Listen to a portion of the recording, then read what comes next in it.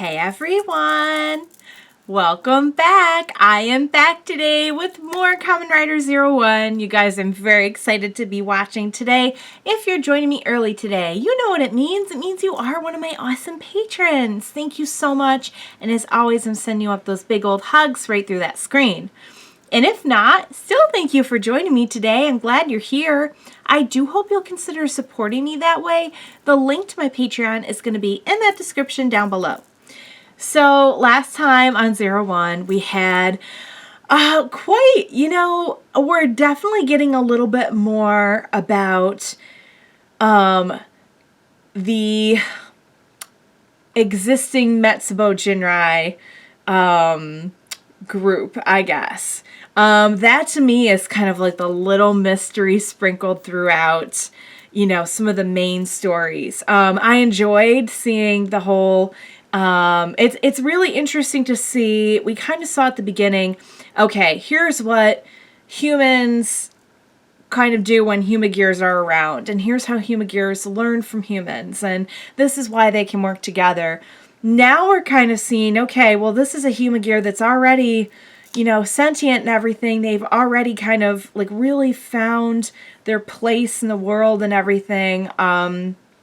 Let's put them up against a human who has the same kind of like resources, can kind of like connect and do research and everything digitally in a similar way with the Zaya specs. Now, like, let's up the ante a little bit and see like a fully realized Humagear versus a human who has like, the same kind of resources. So it's been interesting to watch that unfold. And it seems like the pattern we're going for is, in the end, the human counterpart does realize, like, there is like a bigger reason behind what I'm doing. And I just got so caught up in that maybe I forgot how to be human, and Humagear is a better human than me.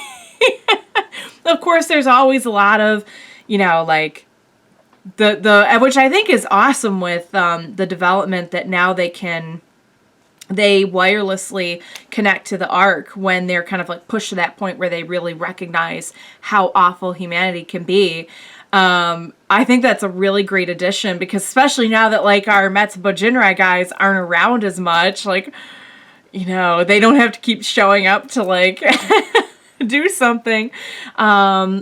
And it's a little bit more frightening to think, okay, well, this is just something that automatically triggers the Ark and they turn into Magirs. So it's actually a little bit scarier. Although I do have to say, humans turning into Magirs would be scarier to me. That to me, like, guys so worried about, oh no, what if Humagears show up humans? I would be more worried about the fact that there's something that can turn humans into Magirs. Like, I would be taking care of that first. But I know he's not in control of it. I know he's like separate from Metsubo Jinrai, even though his actions kind of spurred on the beginnings of Metsubo Jinrai. But I'm just curious to see, like, to me, that feels like a way bigger threat. And like, are we going to learn more? I know we're going to learn more, but like, are we going to learn more anytime soon about the rest of the brethren of Metsubo Jinrai, and like what's going to be done about that? But I'm guessing like it looks like we're building up Guy to be the big villain, and I don't know, I'm still kind of waiting to get a tragic backstory on him.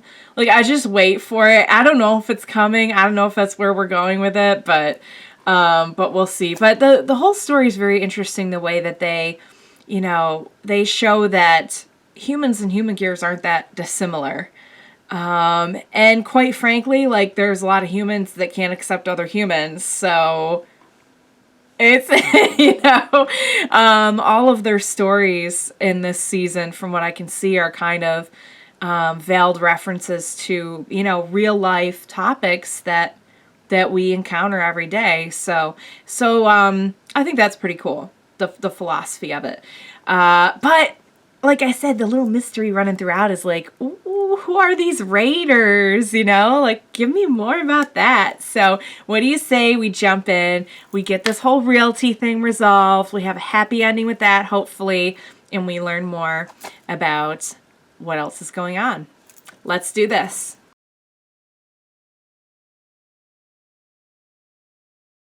All right, you guys. That was a really good episode. It did not exactly go how I expected because even though they did, Hiden won, like, not technically, but that little competition they did win. And after a lot of fighting, the other realtor did kind of realize, the error of his ways and how he had kind of lost sight of what's really important when it comes to, finding people homes and everything.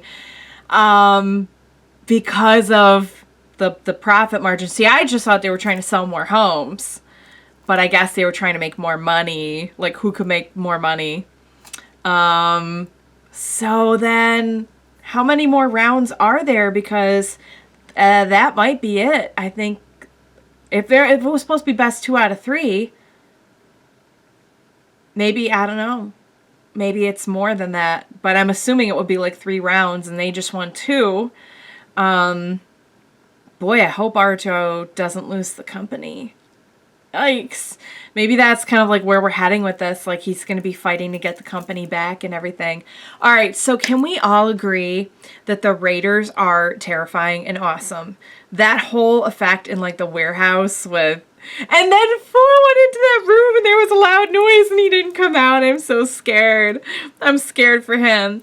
But it was great. That whole effect of, like, being up close and then just disappearing and everything and showing up all over the place. Like, they're everywhere and nowhere at the same time. That's awesome. I'm digging that. I'm digging the creepiness factor of that. So what does this mean for Haruto's company now? I think it was a great lesson. I think the other realtor learned a great lesson, but, boy, for someone who doesn't care about smiles, I'll tell you what, Guy is full of those, like, smug smiles, and I'm just like, I'm done. I'm done. I'm done with this attitude. And he hasn't even really, like, done anything yet. He hasn't taken the company or anything. I'm not loving him right now, but, so is Fuwa alright? Is he alright in many ways? Because is he alright from that battle? And also, like, I feel like this is consuming him. Like, I feel like he's just spending all his time with Hirobi trying to question him, and I'm scared for him. We know he has a little bit of, like, a rage thing, so I'm kind of afraid that this will, like, consume his life. I think it's already consumed his life. And who has the company now? Will there be more competitions? What is going to happen? Hopefully all of this and more will be answered. Really, really digging the Raiders, though. I want to know more about them. I think it's great that they've been sprinkling that throughout. It's been a really good, like, side story, but sort of coming more into focus. So, and it was just a really heartwarming. I just love, I love the stories where, they're trying to prove a point about the Humagears and everything. Because it was such a sweet story about, like, they got all the carpenters, all the foremen. That was really cute. I loved it. I'm really curious to see what's going to happen next. The company, the Raiders, where is this all headed and why and when? Hopefully next time. And speaking of next time, thank you so much for joining me this time. I hope you had as much fun as I did. Please be sure to join me next time. We will watch it together. Bye for now, guys.